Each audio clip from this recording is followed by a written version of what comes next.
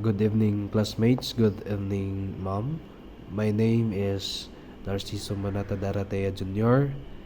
And my topic for tonight is all about gender-based violence, survivor, victim, perpetrator, and human rights. Objectives. When you finish reading this chapter, you should be able to first, understand the definition of gender-based violence, other related terms, and its forms and consequences. Second is understand gender-based violence as a human rights issue. Third is determine the relationship between human rights and gender-based violence. And lastly is differentiate perpetrators, survivors, and victims in gender-based violence.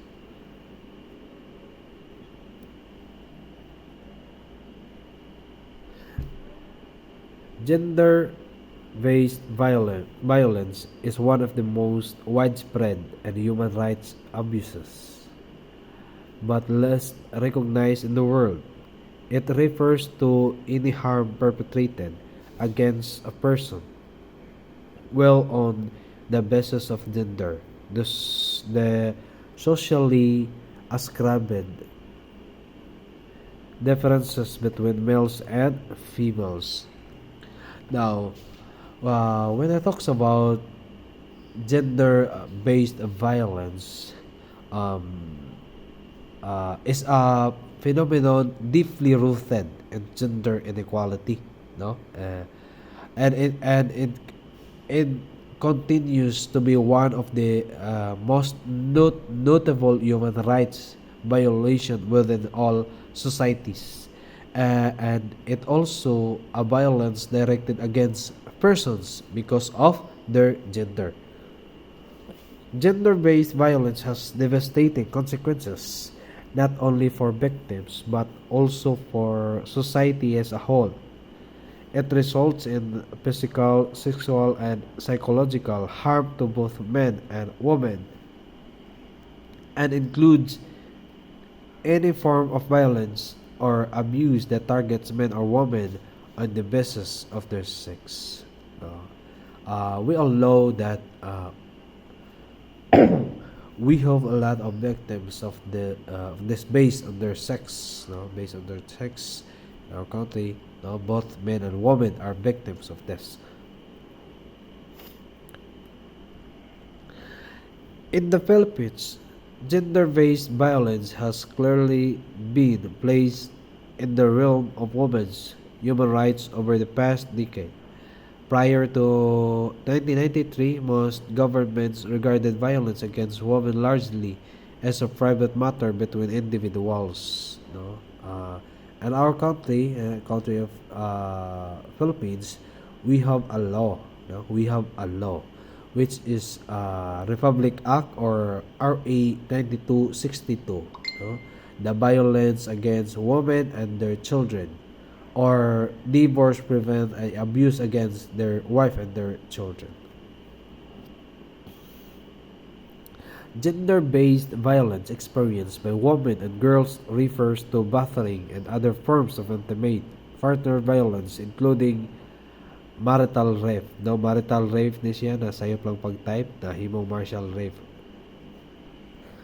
Marital rape ni siya, no? Marital rape, sexual violence, dowry-related violence, female infanticide, sexual abuse of female children in the household, honor crimes, early marriage, forced marriage, female genital cutting, and other traditional practices harmful to women, sexual harassment in the workplace and educational institutions, commercial sexual exploitation, trafficking of girls and women, and violence perpetrated against domestic workers. Nasukaron ato ning isgutan ning unsay but pasabot aning marital rape, sexual violence, related violence, female infanticide, sexual abuse, etc. So first is marital rape, no.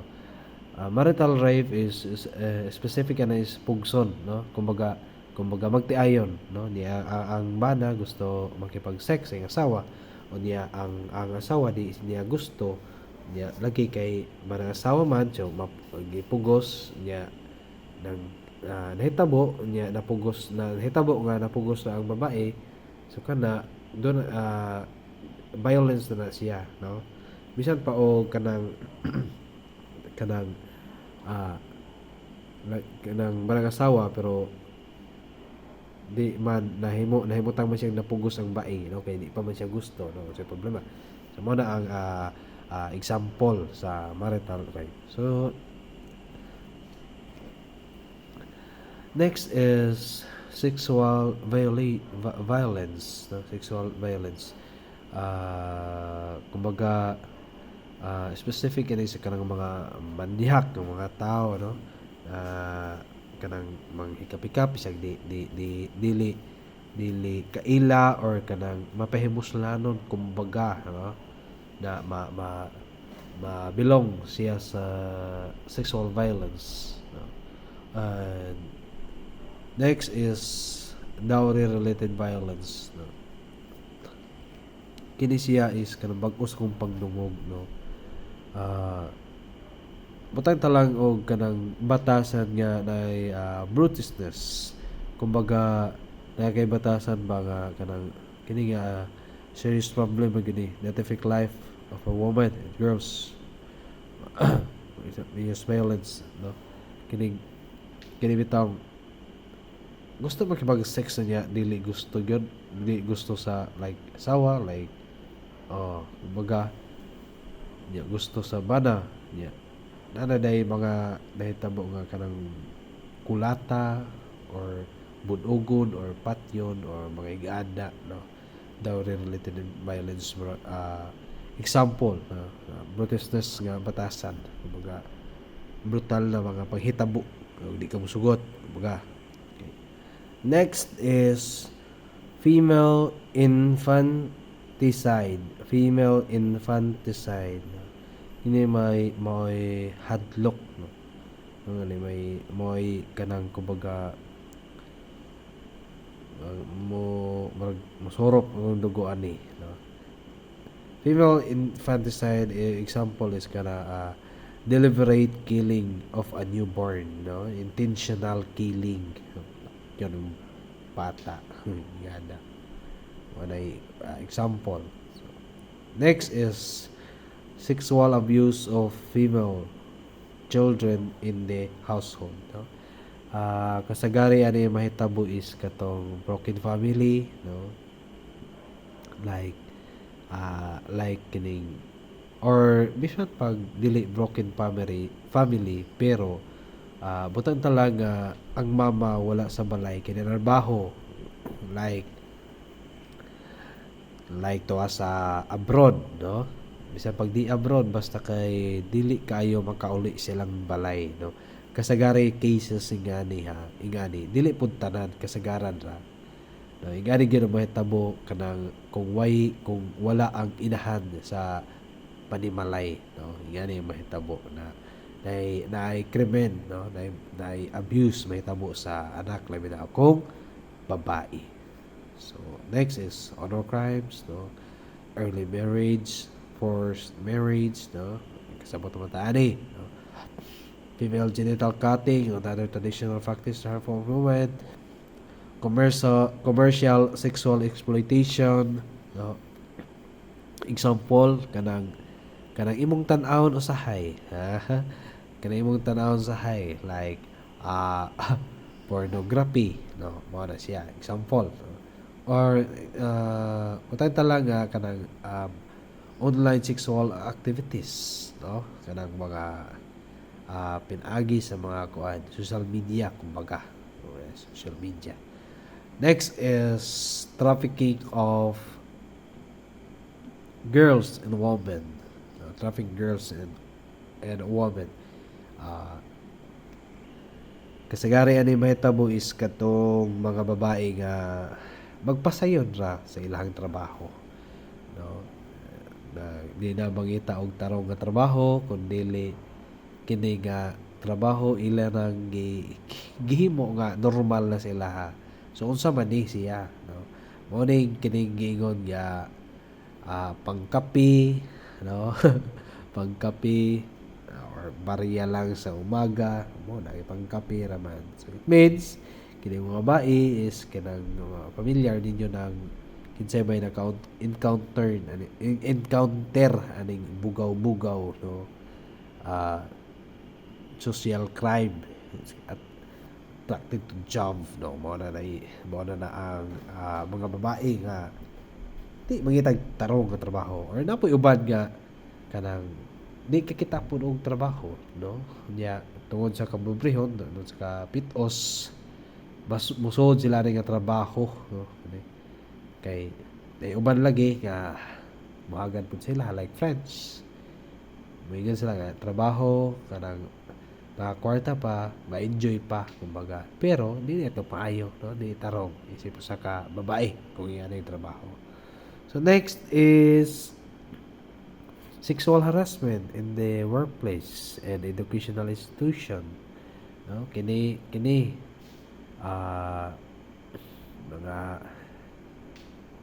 sa workplace, no? Mga harassment like sa imong boss, mga amo, no? Mga pagbunog, like daog-daogon na ka or like an educational institution, no?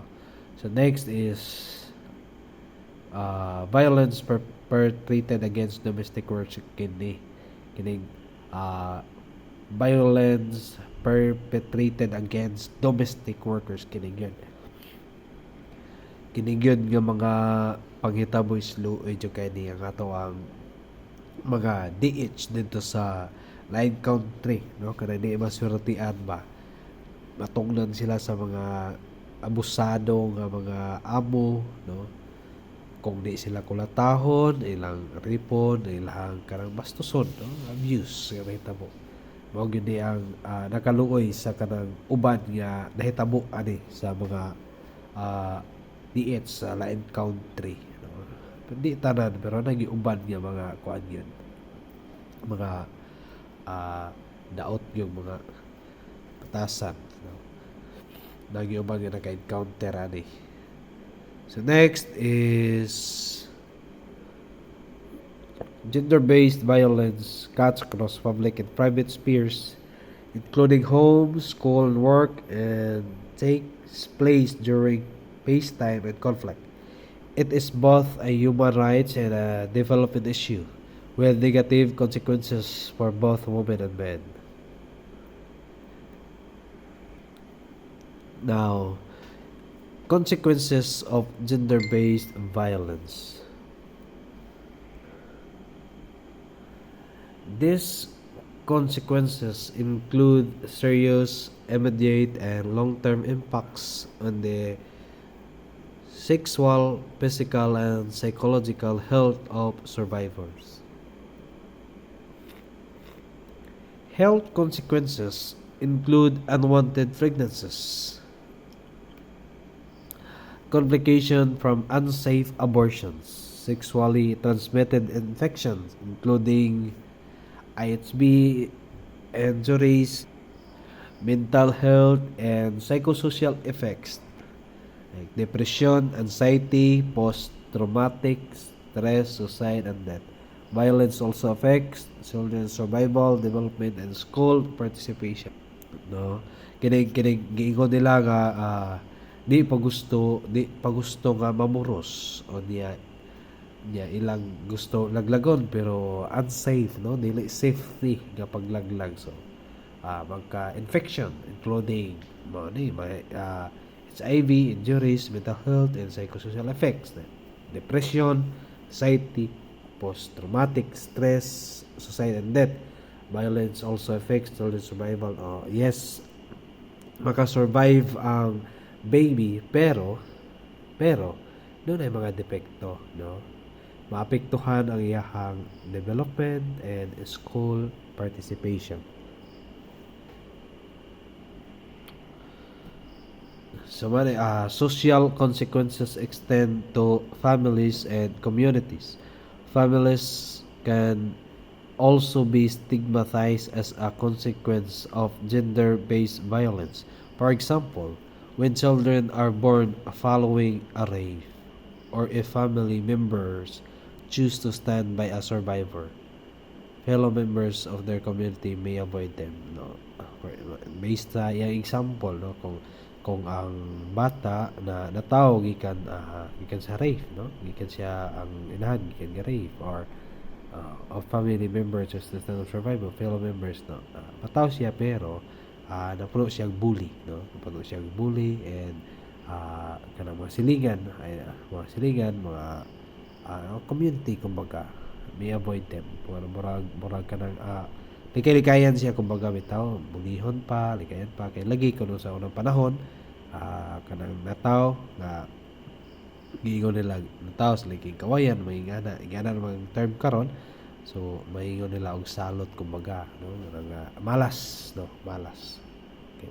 Next is, economic consequences include the cost of public health and social welfare system, and the reduced ability of many survivors to participate in social and economic life. For Health Organization, Global Regional Estimate of Violence Against Women. Mao ni siya. Toko na WHO para sa mga na biktima sa mga ingani mga kaso. Next is survival, victim, and perpetrator. Survival is the preferred term, not a victim, of a person who has lived through an incident of gender-based violence. A perpetrator is a person, group, or institution that inflicts, support, or cordons violence or other abuse against a person or group of person. Kumaga, ang survivor, preferred term, not a victim, of a person who has lived through an incident. A perpetrator is a person, group, or institution that inflicts. No. Now, here's the characters of perpetrators include person with real or perceived power, kanang mga tao nga tunay na napapansin ang kapangyarihan, no, kanang mga naila nga kanang naagid na siya power nga mubuhat ang ana, ano. So ikadua is persons in decision making positions, no, kanang mga tao nasa posisyon, no, kanang mga naghawid sa mga desisyon, no, na sa ilahang desisyon, nasa ilang posisyon, napagin sila ang desisyon, no, kumbaga. Next is persons in authority, mga taong nasa otoridad. In all incidents of GBV or gender-based violence, there is always a survivor, victim, and a perpetrator. Therefore, all actions in the prevention and responses to GBV need to address both the survivor and the perpetrator. No? Remember, the words we use communicate a message to people who are listening. Survivor is the preferred term to those who have lived through a GBV incident. Kumbaga, ginusto, no, term nga ginusto niya nga mabuhi, no, sa pamagitan aning GBV. And a perpetrator is a person who commits an act of GBV, no. Isang makasala kanabitong tao na gumawa isang gawa ng GBV, kanabitong na papiling nag-act siya sa isip usa ka kanabita, kumbaga ang isang nagkakasala ay isang tao na gumawa na isang gawa ng GBV, kumbaga butang talang ani nga kanang kung sa kaso-kaso paano na gibali ganun nga na ba, like ang victim or biktima, ang victim himong biktima kumbaga sa tinulingana ng mga scenario, no? There might be only one perpetrator or there might be more. In any act of GBV, there is a survivor and perpetrator. O mali, kanang a victim or biktima or ang biktima o kumbaga naglibog survivor and perpetrator kumbaga. All actions in prevention must address potential survivors and potential perpetrators. Also, all action in response need to address both the survivor and the perpetrator. Human rights. Human rights are universal, inalienable, indivisible, interconnected, and interdependent. Everyone is entitled to all the rights and freedom without distinction of any kind, such as race, color, sex, language, religion, political or other opinion, national or social origin, properly birth or other status. Prevention of and response to gender-based violence is directly linked to the protection of human rights.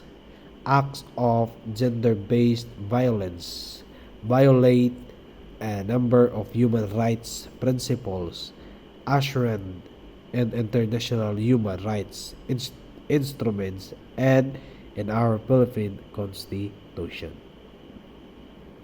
These include the following amongst theirs: the right to life, liberty, and property of persons, and the right to the highest attainable standard of physical and mental health,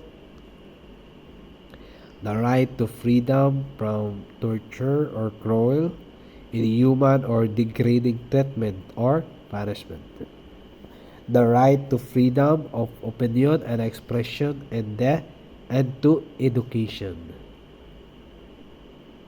Summary: GBV is a worldwide phenomenon which must be given attention nationally and internationally. The consequences capture almost all spheres of our lives: family, socially, economically, and health. A main focus of gender-based violence is violence against women or VEW or VOW, affecting women and girls across their lifespan. VOW also covers a continuum of violence which appeared to be unending, with an array of elements of abuse, coercion, or force. The survivor and perpetrator are important factors in GBV and VAW cases. JBV and VAW are clear violation of human rights. All this point to the essence that these acts of violence are a global and national concern. Thank you and goodbye.